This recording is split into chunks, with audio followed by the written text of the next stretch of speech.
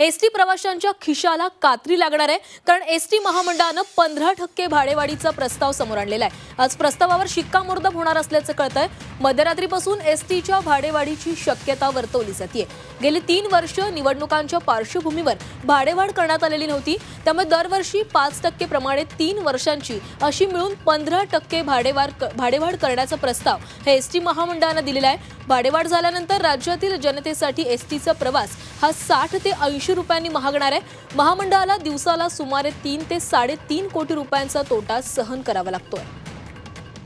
तर मध्यरात्रीपासून एसटीच्या भाडेवाढीची शक्यता वर्तवली जाते। लालपरीचा प्रवास महागणार आहे। एसटी महामंडळानं 15% भाडेवाढीचा प्रस्ताव दिलाय।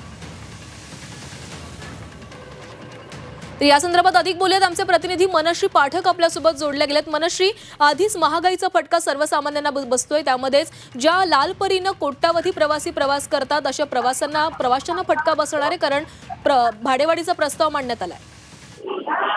आपण बघितलं तर गेली 3 वर्ष ही भाडेवाढ रखडलेली आहे। 3 वर्ष भाडेवाढ झाली नव्हती।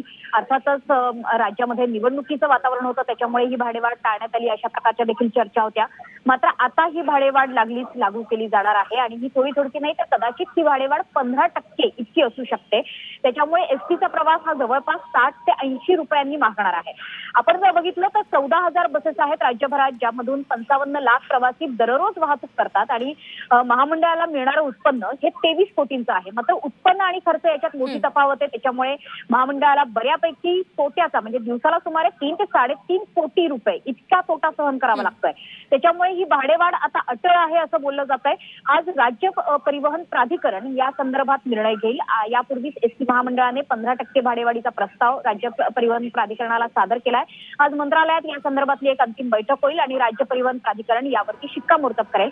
मात्र शिक्कामोर्तब करताना ही भाडेवाढ 15% इतकीच ठेवायची की यापेक्षा काही कमी जास्त या प्रमाणात टक्केवारीमध्ये करायचंय, याचा निर्णय अर्थातच या बैठकीमध्ये घेतला जाईल। मात्र भाडेवाढ होणार ही आता अटळ आहे आणि त्या पद्धतीचे संकेत परिवहन मंत्री प्रताप सरनाईक यांनी सुद्धा दिलेले होते।